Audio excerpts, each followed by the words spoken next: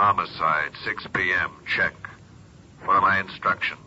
You will shoot to kill.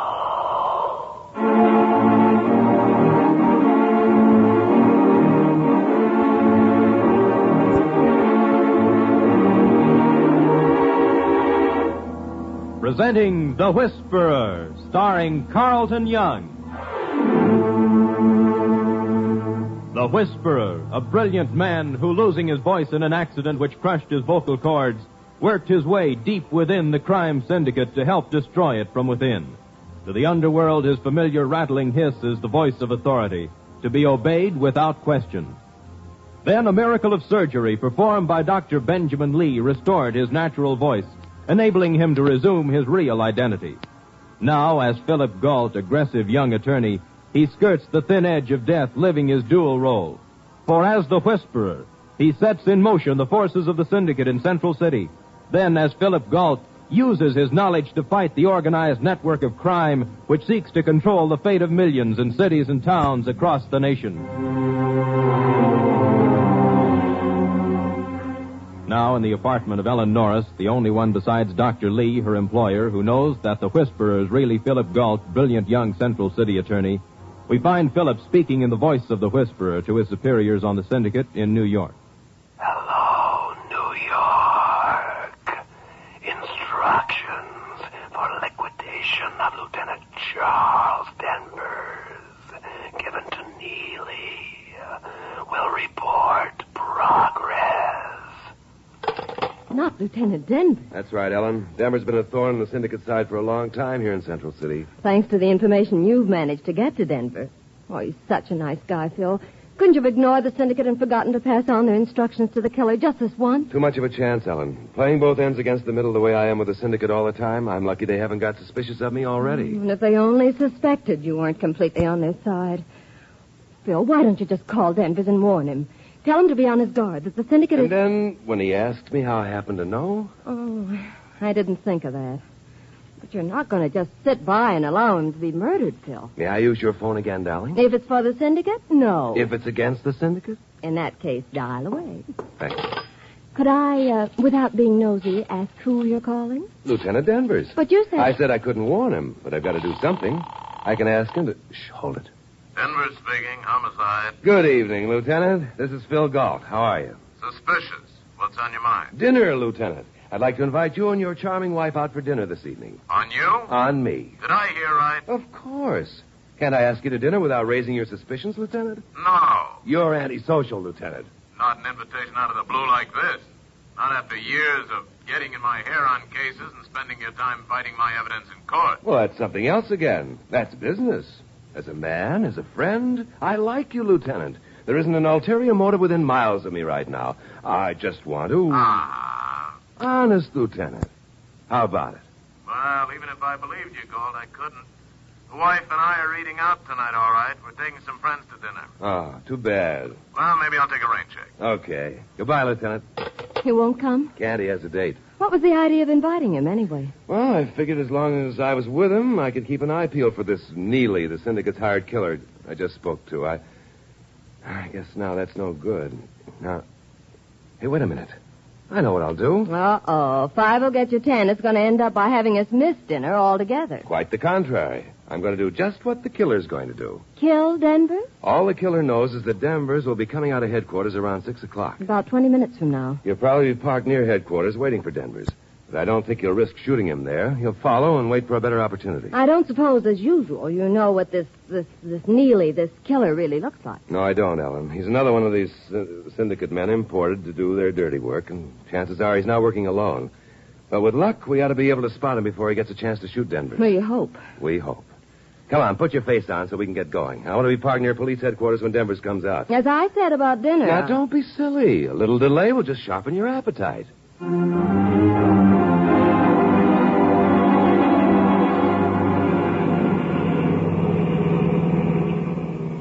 Notice anything new and different? In the car here? It's got to be a new gadget of some kind. No. I see you've still got the wire recorder installed behind the dash. You didn't take it out as you threatened. Well, I decided it might come in handy sometime again. Keep looking. I don't... What's that? Connected to the steering pole near the dash. Well, that can't be a telephone, can it? You win the gold-plated shoehorn. Care to try for the Cadillac? A telephone in a car? What good is it? Oddly enough, for making telephone calls. Well, that's impossible. I never... There's old hat, Ellen. You're way behind in your popular mechanics. I guess I am. Done by radio. Well, why go to all the trouble to develop such a thing? Can't people drive to the nearest phone booth or something if they have to make a call? It's not only for making calls, Ellen. Doctors driving their rounds could be contacted in an emergency. Companies with fleets of cars or trucks can contact them on the road during the day or night. I see. And also as a toy for gadget-happy characters like you. Oh, that's unkind. I'll bet I get a lot of use out of it. Mm-hmm. Like calling the telephone company to check the time of day. Very funny. You just wait until... Uh-oh, there's the police headquarters down the block. Several cars parked across the street from it. We better stop here. There's a man sitting in one of them. Just one? Usually they work in pairs. I only know about Neely, but then the syndicate doesn't tell anybody everything, not even me. What do we do now? Go up and ask him if he's waiting to shoot Lieutenant Denver? If we're anxious for a bullet ourselves. Otherwise, we wait and see what happens. Look, there's Denver's car parked right in the front of headquarters. I wonder what restaurant the lieutenant's going to. I just hope he gets there in one piece. How can you think of food when a man's life is in danger? Oh, it isn't me. I'm very altruistic. Always thinking of the other fellow. But my stomach has a mind of its own. Look, here comes Denver's now, out of headquarters. Suppose you're wrong, Phil. Suppose he shoots now, from his car. It's a gamble. I gotta hope he doesn't. He's almost to his car now. The man in the other car hasn't moved. That fellow isn't Neely. Maybe Neely's hidden somewhere else, just waiting to shoot. There. Denver's in his car. Nothing's happened. Yet. He's driving off. Whew, that was a bad moment. It isn't over. There goes the other car, making a U-turn and following Denver's car. Isn't that illegal?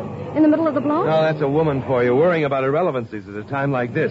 The important thing is that the car following Denver's is almost certainly being driven by Neely with a gun cocked and ready. What do we do now? Follow both of them. It isn't a cinch trying to head off a syndicate man intent on killing.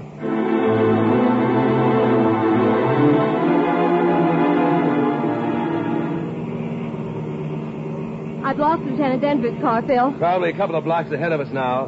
I'm having no trouble keeping the green sedan Neely's driving in sight. I didn't get a very good look at Neely back there, did you? No, he had that hat pulled down. Hey, he's turning off. Going into that parking lot of the Chateau Frank. Denver's must be meeting his wife and guests in there. A restaurant.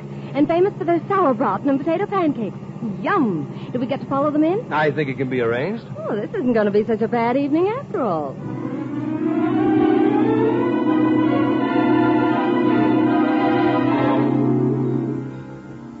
Here comes the head waiter, Phil. I hope he has a table. I'm famished. Healthiest appetite in Central City. Two, sir? Oh, yes, please. Right this way. Oh, would you mind? I'd rather sit on the other side. Oh, of course, if you prefer, monsieur. What difference where we sit, Phil? He was taking us to a table 6 feet from Denver's party. For what?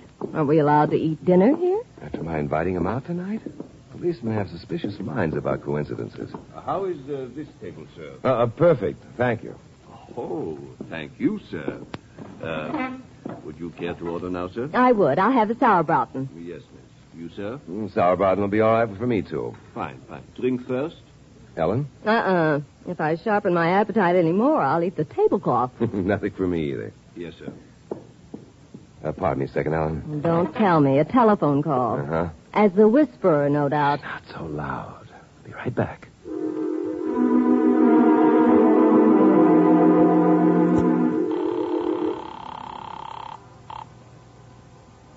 Central City reporting. Neely on job. Trail Denver's to restaurant. Awaiting opportunity to complete assignment. We'll report again later.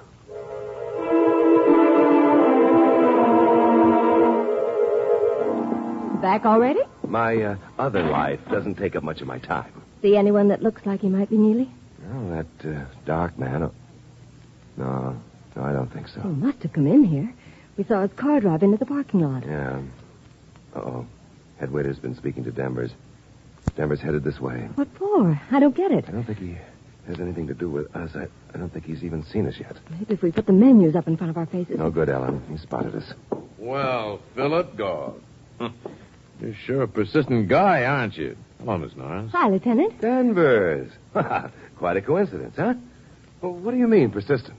Well, if you invite a fellow out to dinner and he refuses, you just follow him and force him to eat in the same restaurant with you. Suspicious nature is an occupational disease with the police. Yeah?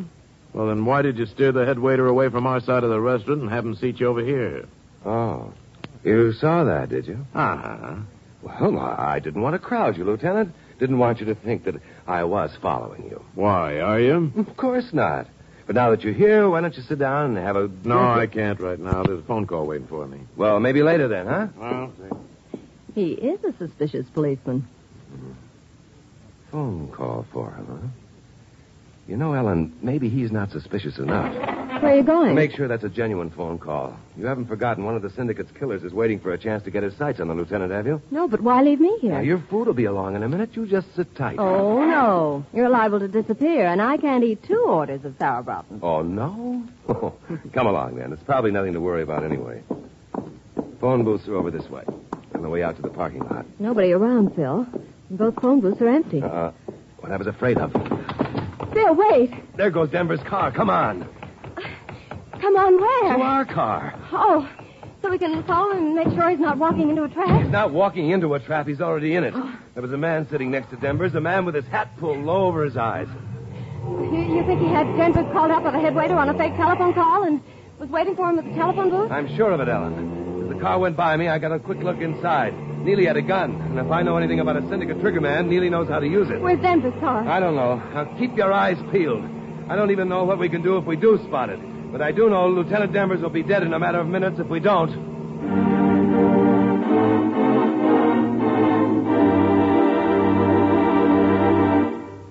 You are listening to The Whisperer, the story of Philip Galt, who skirts the thin edges of danger, living his dual role.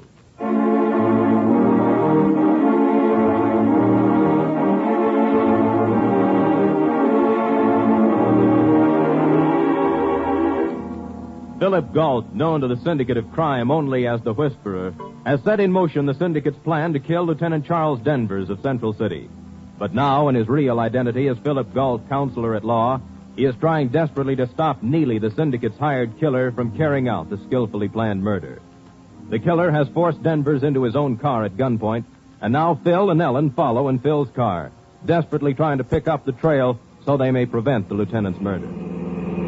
How do we know they went this way? We don't, but it's logical to suppose Neely's forcing Denvers to drive to the outskirts of town so he can kill him in private. And this is the quickest way out of town. Right. And if we're wrong? Oh, Phil, if only you hadn't passed the syndicate's orders on to this Neely character. Then someone else would have. Yes, I know. And they wouldn't have tried to stop the murder from happening like we are. But if we don't find Denver's car... I'll never forgive myself. Phil. What is it? Straight ahead at that corner. Isn't that... It looks like Denver's car, all right. Hang on, sweetheart. We're the going light's changing, Phil. Then we'll just have to... Oh, we can't. Too many cars stopped ahead of us. We'll have to wait. Oh, Phil. We'll catch up, I hope. If only there were some way to get the police to... Phil. What? Your telephone. You can call the police. Why didn't I think of that? Because you're too busy berating yourself for getting Lieutenant Denvers in this predicament in the first place. Light's changing, Ellen. I got to concentrate on my driving. You better call. What do I do? Just pick up the phone and ask the operator for police headquarters. Press down the button to talk, release it to listen. Now give the operator that number on the windshield. Operator, this is JL22469. Police headquarters, please. And hurry. Well, I tell them. Exactly what's happening and where we are. Hello? This is Miss Ellen Norris, calling from an automobile driving north on State Boulevard. Lieutenant Denver's life is in danger.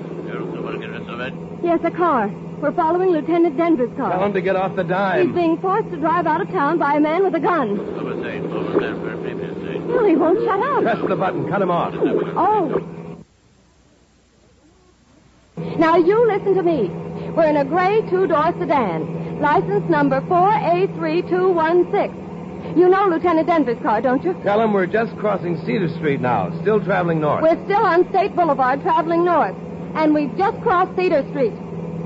Yes, please, hurry. We're putting out the message to all squad cars in this area. We ought to have help in no time. Not too many cars in this part of town. It's only partly built up. Oh, Phil, we're practically out of the city already. What do we do if the police don't get here in time? I don't know, Ellen. Darn this syndicate with its killings all the time. And us getting mixed up in it. No more streetlights. And with the only 2 cars on the road as far as I can see. I just hope Neely doesn't see. He'll know we're following. And with that gun, he could make life difficult for us. Anyway, we won't lose them out here. They're turning off on a side road. Chances are he'll spot us for sure now. Maybe he won't shoot Denver when he finds out we're following. Careful, Phil! Oh, he came awful close to the edge of that canyon. He'll probably make Denver stop and walk off the road a ways before he shoots him. When he try to interfere, he'll just use 2 more bullets. Phil, they're speeding up. They must have spotted us. He can't know we're following him on purpose yet. Probably just wants to lose us.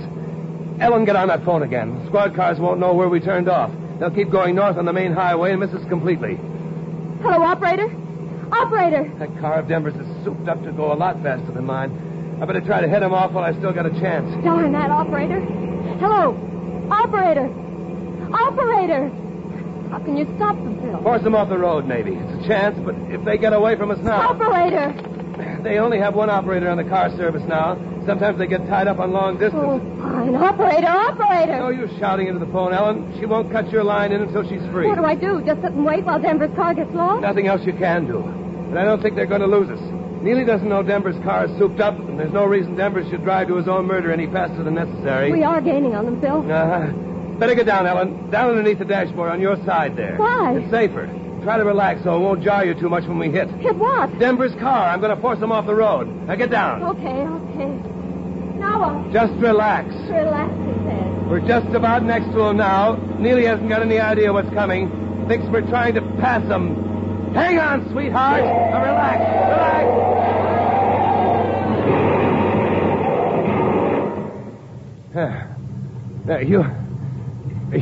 Are you all right, darling? I guess so. My dignity's kind of bruised. Can I get up now? You better stay where you are. Denver's car took a worse jostling than this one, but Neely may still be in a shooting condition. I'm going out to see what happened. Be careful, Phil. Oh, Lutz, stay where you are. Don't make a move. Denver's. Is that you? Oh, go. I thought so. Oh. Hey, what happened to the other fella? Got banged around a bit when you ran into it. He's still asleep. Oh. Pretty tight squeeze, huh? It would have been a lot tighter if you hadn't come along for the ride. Guess I ought to thank you, huh? You probably saved my life. Don't make too much of an effort. How did you know it was me following you? I got a look at you as I drove out of the restaurant parking lot with Neely's gun in my ribs. From the look on your face, I figured you knew what was happening. Where's his gun now? This is it. If he happens to come to suddenly, he won't be so dangerous with his fangs removed. Phil, I'm getting awfully cramped up in here. Huh?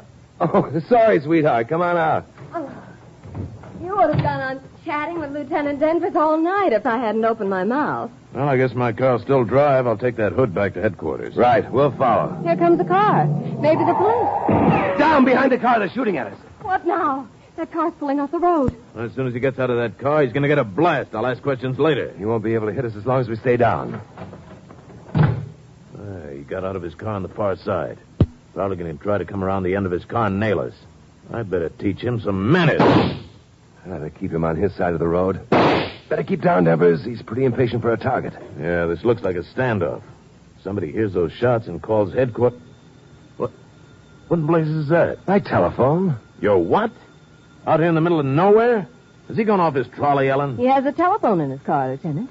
Oh. Where you going, Go? I'm going to crawl back to my car and answer the phone. Maybe the police trying to get to us, find out where we are. Wait a second. There's 10 feet of open space between our cars. You'll be a perfect target for that guy across the road. Phil, you I can't. gotta chance it. I'll make like a snake crawl on my belly. Cover me with your gun, Lieutenant. All right, but be careful. Can you see the man across the road? Can you tell if he can see Phil? No, he's hidden behind his car. But if he sticks his nose out to get a shot at Phil... There.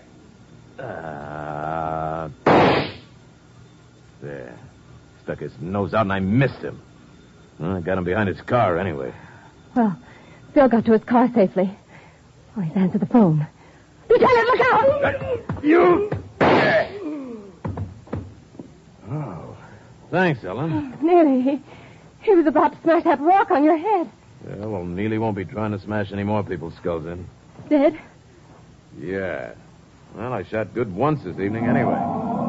The other one's driving off, Lieutenant. Come on, in your car, Lieutenant, after him. He's got quite a head start. Oh, we'll catch him in this.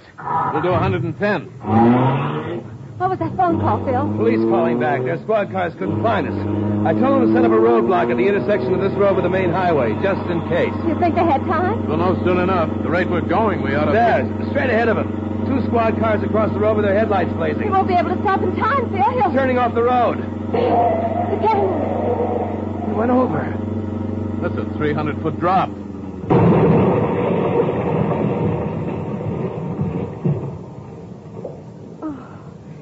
You think he... Houdini couldn't live through that. We better get down there. Have a look. No. I'll have some of the boys take care of it. I'll drive you back to your car and get back to the restaurant.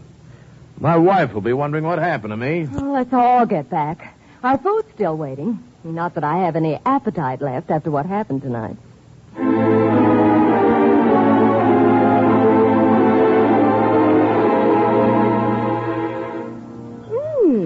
Very thoughtful of that head waiter, keeping our orders on the stove. No appetite, she says. Yeah, a real persistent guy, Goff. You got me to have dinner with you after all. Mm-hmm. But I'm sorry your wife didn't wait for us. She's used to me running out on one sort of urgent business or another. And I hope it isn't always as urgent as this was. Lieutenant, what about that man who crashed at the bottom of the canyon in his car? Any identification on him? No, the car was rented. U-Drive place never saw him before. We sent his fingerprints down to Washington. Yeah, probably another one of the syndicate's hired killers from out of town. Syndicate? You think they were behind this attempt to kill you? Well, it's a logical thought. I've been getting in their hair lately. Yes, it does sound logical. Mm-hmm. Of course, you wouldn't know anything about it. Me? How would I? Well, what was it you wanted to see me about, Goff? Nothing. I told you, just a friendly dinner together. I see. Well, after tonight, I guess I ought to leave it your way, huh? Thanks. Pardon me, I'll be right back. Where now? Just got to make a telephone call. Look out for guys with guns waiting for you. I will, Lieutenant. And while I'm gone, keep an eye on my potato pancakes. That girl sitting next to you knows no loyalties when it comes to food.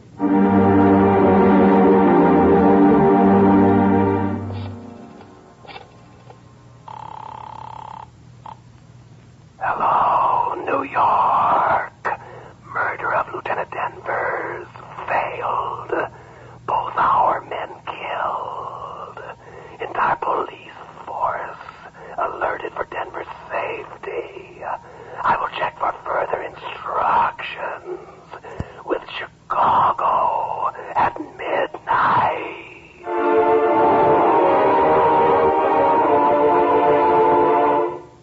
The Whisperer is based upon stories and characters created by Stetson Humphrey. Any similarity to persons living or dead is purely coincidental. Carlton Young is starred as the Whisperer. Betty Moran is Ellen. Others in the cast were Paul Frees and Paul DeBove. Don Rickles speaking. The Whisperer was written by Jonathan Twice, produced and directed by Bill Karn, original music by Johnny Duffy. Next week, listen to another exciting adventure with The Whisperer.